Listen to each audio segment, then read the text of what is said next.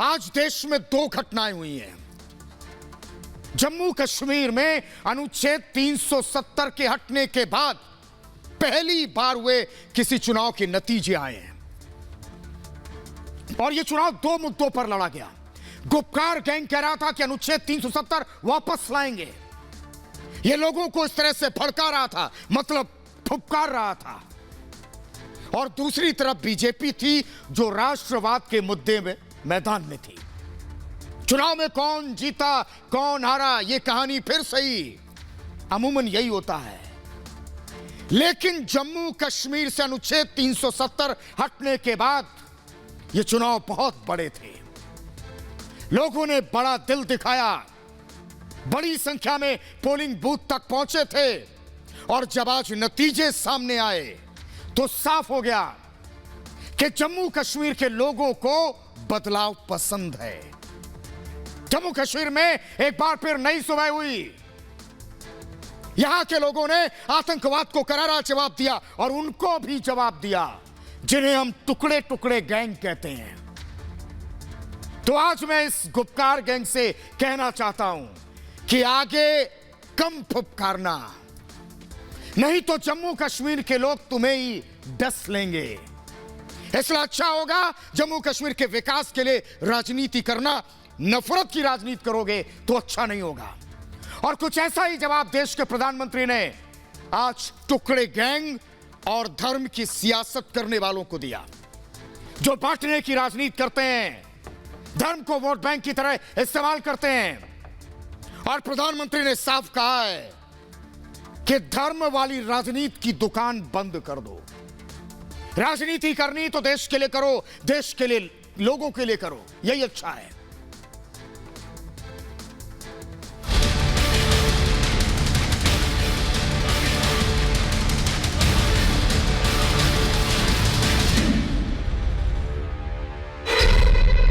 धर्म की दीवार पर मोदी का प्रहार।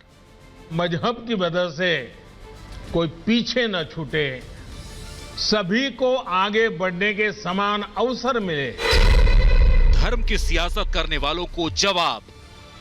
ये कुछ ऐसे लोग होते हैं जिनके अपने स्वार्थ होते हैं।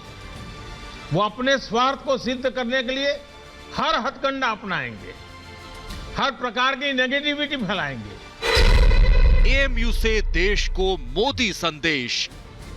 एएमयू कैंपस अपने आप में एक शहर की तरह है, एक मिनी इंडिया भी नजर आता है। टुकड़े टुकड़े गैंग को मोदी की नसीहत। आपके संस्थान पर एक तरह से दोहरी जिम्मेदारी है, अपना रिस्पेक्ट बढ़ाने की और अपनी रिस्पॉन्सिबिलिटी बखूबी निभाने की। पीएम का संदेश सुनेगा टुकड़े गैंग।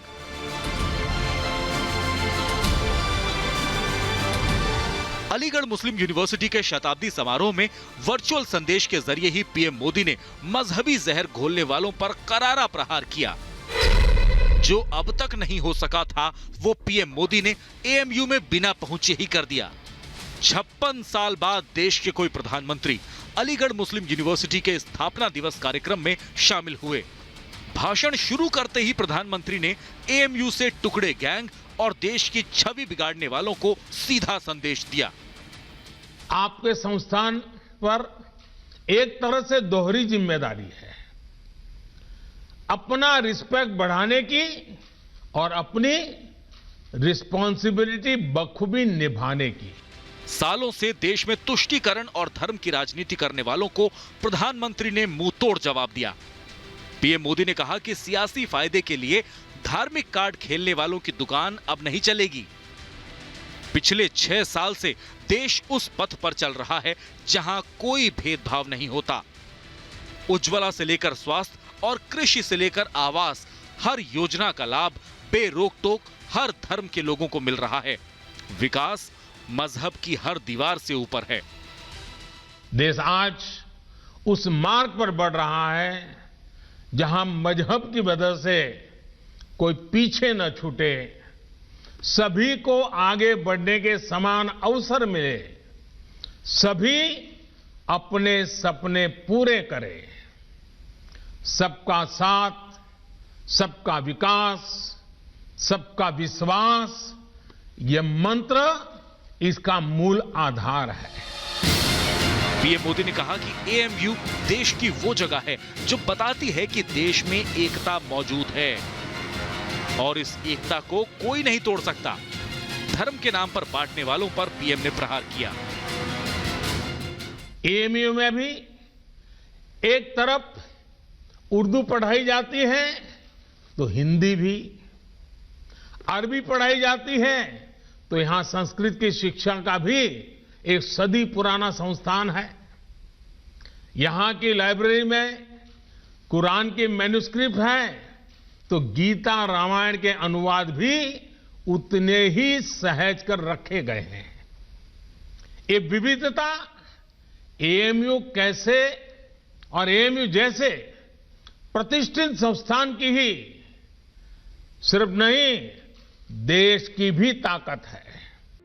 पीएम मोदी ने अपने साफ संबोधन से साफ संदेश दिया कि देश को बांटने वाले और धर्म के नाम पर सियासत करने वाले अब अपना बोरिया बिस्तर बांध लें।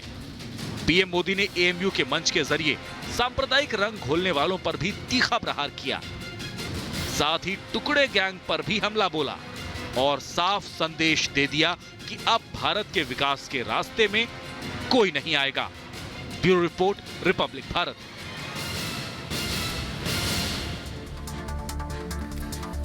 प्रधानमंत्री मोदी ने अलीगढ़ यूनिवर्सिटी की तारीफ की और कहा कि यहां एक मिनी इंडिया दिखता है।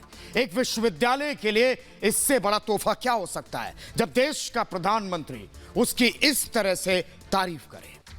एक यूनिवर्सिटी को और क्या चाहिए जब देश के प्रधानमंत्री अपनी जबान से एक एक उपलब्धि को गिनवा रहे हों। यहां जहां एक तरफ उर्दू पढ़ाई जाती, दूसरी तरफ हिंदी, कुरान एक तरफ तो दूसरी तरफ गीता भी। और इससे बड़ा सामाजिक सद्भाव का दूसरा उदाहरण कहीं नहीं हो सकता।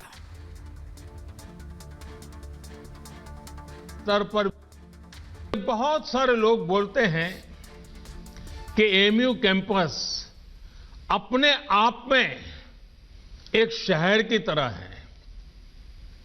अनेकों डिपार्टमेंट्स, दर्जनों हॉस्टल्स, हजारों टीचर्स, प्रोफेसर्स, लाखों स्टूडेंट्स के बीच एक मिनी इंडिया भी नजर आता है। एएमयू में भी एक तरफ उर्दू पढ़ाई जाती है तो हिंदी भी, अरबी पढ़ाई जाती है तो यहां संस्कृत की शिक्षा का भी एक सदी पुराना संस्थान है। यहां की लाइब्रेरी में कुरान की मैन्युस्क्रिप्ट है तो गीता रामायण के अनुवाद भी उतने ही सहज कर रखे गए हैं। ये विविधता एएमयू कैसे और एएमयू जैसे प्रतिष्ठित संस्थान की ही सिर्फ नहीं, देश की भी ताकत है। हमें इस शक्ति को न भूलना है, न ही इसे कमजोर पड़ने देना है। एएमयू के कैंपस में एक भारत श्रेष्ठ भारत की भावना दिनों दिन मजबूत होती रहे, हमें मिलकर इसके लिए काम करना है। दरअसल एएमयू में एक भारत श्रेष्ठ भारत की भावना हमेशा से मजबूत होती रही। प्रधानमंत्री मोदी ने कहा कि एएमयू की एकता में बहुलता को देखा जा सकता है और उन्होंने यह भी कहा कि एएमयू ने दूसरे देशों के साथ संबंधों को मजबूत करने में बड़ा योगदान दिया है और इससे देश को मजबूत करने में एएमयू की जिम्मेदारी और बढ़ जाती है। एएमयू के कैंपस में एक भारत श्रेष्ठ भारत की भावना दिनों दिन मजबूत होती रहे, हमें मिलकर इसके लिए काम करना है। साथियों, बीते 100 वर्षों में एएमयू ने दुनिया के कई देशों से भारत के संबंधों को सशक्त करने का भी काम किया है। उर्दू, अरबी और फारसी भाषा पर यहां जो रिसर्च होती है, इस्लामिक साहित्य पर जो रिसर्च होती है, वो समूचे इस्लामिक वर्ल्ड के साथ भारत के सांस्कृतिक रिश्तों को नई ऊर्जा देती है। मुझे बताया गया है कि अभी लगभग 1000 विदेशी स्टूडेंट्स हमारे यहां एएमयू में पढ़ाई कर रहे हैं। ऐसे में एएमयू की ये भी जिम्मेदारी है कि हमारे देश में जो अच्छा है, जो बेहतरीन है, जो देश की ताकत है, वो देखकर, वो सीखकर, उसकी यादें लेकर के ये छात्र अपने अपने देशों में जाएं। क्योंकि एएमयू में जो भी बातें वो सुनेंगे, देखेंगे, उसके आधार पर वो राष्ट्र के तौर पर भारत की आइडेंटिटी से जोड़ेंगे। इसलिए आपके संस्थान पर एक तरह से दोहरी जिम्मेदारी है, अपना रिस्पेक्ट बढ़ाने की और अपनी रिस्पॉन्सिबिलिटी बखूबी निभाने की। पीएम मोदी ने सर सैयद अहमद खान की एक लाइन का हवाला देते हुए कहा कि अपने देश की भलाई के लिए सबको मिलकर काम करना होगा, चाहे उनकी जाति, मजहब कुछ भी हो। मेरे कहने का मतलब है पीएम मोदी का इशारा टुकड़े टुकड़े गैंग की तरफ था और प्रधानमंत्री ने साफ कर दिया कि देश के विकास का लाभ हर नागरिक को मिल रहा है और इसमें सबको सहयोग करना चाहिए। लेकिन कुछ लोग ऐसे हैं जो देश को तोड़ने की साजिश करते हैं। मैं आपको सर सैयद द्वारा कही गई एक बात, उस बात की आज याद दिलाना चाहता हूं।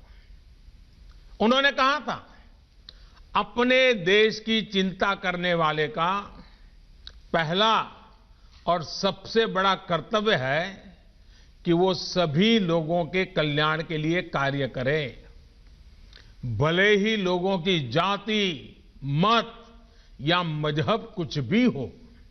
साथियों, अपनी इस बात को विस्तार देते हुए सर सैयद ने एक उदाहरण भी दिया था। उन्होंने कहा था, जिस प्रकार मानव जीवन और उसके अच्छे स्वास्थ्य के लिए शरीर के हर अंग का स्वस्थ रहना जरूरी है, वैसे ही देश की समृद्धि के लिए भी उसका हर स्तर पर विकास होना आवश्यक है। साथियों, आज देश भी उस मार्ग पर बढ़ रहा है जहां प्रत्येक नागरिक को बिना किसी भेदभाव देश में हो रहे विकास का लाभ मिले। देश आज उस मार्ग पर बढ़ रहा है जहां का प्रत्येक नागरिक संविधान से मिले अपने अधिकारों को लेकर निश्चिंत रहे, अपने भविष्य को लेकर के निश्चिंत रहे। देश आज उस मार्ग पर बढ़ रहा है जहां मजहब की वजह से कोई पीछे न छूटे, सभी को आगे बढ़ने के समान अवसर मिले, सभी अपने सपने पूरे करें। सबका साथ, सबका विकास, सबका विश्वास, यह मंत्र इसका मूल आधार है। और प्रधानमंत्री ने कहा कि जो देश का है वो हर देशवासी का है। पीएम मोदी के कहने का मतलब है कि देश की जितनी भी योजनाएं हैं वो हर देशवासी के लिए है। सरकारी योजनाओं में किसी के साथ भेदभाव नहीं किया गया, चाहे बैंक खाते खुलवाने का मामला हो, चाहे रसोई के गैस कनेक्शन का हो या फिर आयुष्मान भारत योजना का हो। इसका लाभ हर देशवासी को मिला है और यही नहीं, कोरोना वायरस महामारी के दौरान 80 करोड़ लोगों को मुफ्त में राशन दिया गया और केंद्र की मोदी सरकार इसी भावना से काम कर रही है। बिना किसी भेदभाव 40 करोड़ से ज्यादा गरीबों के बैंक खाते खुले, बिना किसी भेदभाव 2 करोड़ से ज्यादा गरीबों को पक्के घर दिए गए, बिना किसी भेदभाव 8 करोड़ से ज्यादा महिलाओं को गैस कनेक्शन मिला, बिना किसी भेदभाव कोरोना के इस समय में 80 करोड़ देशवासियों को मुफ्त अन्न सुनिश्चित किया गया, बिना किसी भेदभाव आयुष्मान योजना के तहत 50 करोड़ लोगों को 5 लाख रुपए तक का मुफ्त इलाज संभव हुआ। जो देश का है वो हर देशवासी का है और इसका लाभ हर देशवासी को मिलना ही चाहिए। हमारी सरकार इसी भावना के साथ काम कर रही है। लेकिन इस दौरान प्रधानमंत्री ने विपक्ष पर निशाना साधते हुए कहा कि पिछले 70 साल में 70% से ज्यादा मुस्लिम बेटियां पढ़ाई नहीं कर पाती थी। सरकार ने स्कूल जाने वाली बेटियों के लिए टॉयलेट बनवाए और अब हालात ये हैं कि अब करीब 30% मुस्लिम बेटियां ही स्कूल नहीं जा पा रही। इसके लिए सरकार लगातार काम कर रही है और इसका अंदाजा इससे लगाया जा सकता है कि एएमयू में 35% लड़कियां पढ़ाई कर रही हैं। उन्होंने कहा कि जेंडर के आधार पर भेदभाव नहीं किया जाना चाहिए। इसके अलावा केंद्र की सरकार ने 3 तलाक जैसी कुप्रथा के खिलाफ भी कानून बनाया है। 70 साल से हमारे यहां स्थिति यही थी कि 70% से ज्यादा मुस्लिम बेटियां अपनी पढ़ाई पूरी नहीं कर पाती थी। इन्हीं स्थितियों में स्वच्छ भारत मिशन शुरू हुआ, गांव-गांव शौचालय बने, सरकार ने स्कूल जाने वाली गर्ल्स स्टूडेंट के लिए मिशन मोड पे अलग शौचालय बनवाए। आज देश के सामने क्या स्थिति है? पहले मुस्लिम बेटियों का जो स्कूल ड्रॉप आउट रेट 70% से ज्यादा था, वो अब घटकर करीब 30% रह गया है। पहले लाखों मुस्लिम बेटियां शौचालय की कमी की वजह से पढ़ाई छोड़ देती थी। अब हालात बदल रहे हैं। मुस्लिम बेटियों का ड्रॉप रेट कम से कम हो, इसके लिए केंद्र सरकार निरंतर प्रयास कर रही है। आपकी अलीगढ़ मुस्लिम यूनिवर्सिटी में भी स्कूल ड्रॉप आउट छात्र छात्राओं के लिए ब्रिज कोर्स चलाया जा रहा है। और अभी मुझे एक और बात बताई गई है जो बहुत अच्छी लगी है। एएमयू में अब फीमेल स्टूडेंट्स की संख्या बढ़कर 35% हो गई है। मैं आप सबको बधाई देना चाहूंगा। मुस्लिम बेटियों की शिक्षा पर, उनके सशक्तिकरण पर सरकार का बहुत ध्यान है। पिछले 6 साल में सरकार द्वारा करीब 1 करोड़ मुस्लिम बेटियों को स्कॉलरशिप दी गई है। साथियों, जेंडर के आधार पर भेदभाव न हो, सबको बराबर अधिकार मिले, देश के विकास का लाभ सबको मिले, ये एएमयू की स्थापना की प्राथमिकताओं में था। आज भी एएमयू के पास ये गौरव है कि इसकी फाउंडर चांसलर की जिम्मेदारी बेगम सुल्तान ने संभाली थी। 100 साल पहले की परिस्थितियों में ये किया जाना कितना बड़ा काम था, इसका अंदाज लगाया जा सकता है। आधुनिक मुस्लिम समाज के निर्माण का जो प्रयास उस समय शुरू हुआ था, 3 तलाक जैसी कुप्रथा का अंत करके देश ने आज उसे आगे बढ़ाया है। और प्रधानमंत्री ने विश्वविद्यालय की तारीफ करते हुए कहा कि उच्च शिक्षा में यहां बहुत सारे बदलाव किए गए हैं, जिससे दूर दराज के स्टूडेंट यहां पढ़ाई करने के लिए आकर्षित हो रहे हैं। उन्होंने कहा कि नई शिक्षा नीति में 21वीं सदी के छात्रों के हितों को ध्यान में रखा गया और इन्हीं राष्ट्रीय शिक्षा नीति में देश के युवाओं की आकांक्षाओं को प्राथमिकता दी गई है। एएमयू ने हायर एजुकेशन में अपने कॉन्टेम्पररी करिकुलम में उससे बहुतों को आकर्षित किया है। आपकी यूनिवर्सिटी में इंटर डिसिप्लिनरी विषय पहले से पढ़ाए जाते हैं। अगर कोई छात्र साइंस में अच्छा है और उसे हिस्ट्री भी अच्छी लगती है, तो ऐसी मजबूरी क्यों हो कि वो किसी एक को ही चुन सके। यही भावना नई राष्ट्रीय शिक्षा नीति में है, न्यू एजुकेशन पॉलिसी में है। इसमें 21वीं सदी में भारत के स्टूडेंट्स की जरूरतों, उसके इंटरेस्ट को सबसे ज्यादा ध्यान में रखा गया है। हमारे देश का युवा नेशन फर्स्ट के आह्वान के साथ देश को आगे बढ़ाने के लिए प्रतिबद्ध है। वो नए नए स्टार्टअप्स के जरिए देश की चुनौतियों का समाधान निकाल रहा है। रेशनल थिंकिंग और साइंटिफिक आउटलुक उनकी पहली प्रायोरिटी है। राष्ट्रीय शिक्षा नीति में भारत के युवाओं की इसी एस्पिरेशंस को प्राथमिकता दी गई है। हमारी कोशिश ये भी है कि भारत का एजुकेशन इकोसिस्टम दुनिया के आधुनिक शिक्षा व्यवस्थाओं में से एक बने। नई नेशनल एजुकेशन पॉलिसी में जो मल्टीपल एंट्री है, एग्जिट पॉइंट की व्यवस्था है, उससे स्टूडेंट्स को अपनी शिक्षा के बारे में फैसले लेने में आसानी हो गई। हर एग्जिट ऑप्शन के बाद उन्हें एप्रोप्रिएट सर्टिफिकेट भी दिया जाएगा। ये स्टूडेंट्स को पूरे कोर्स की फीस की चिंता किए बिना अपना फैसला लेने की आजादी होगी।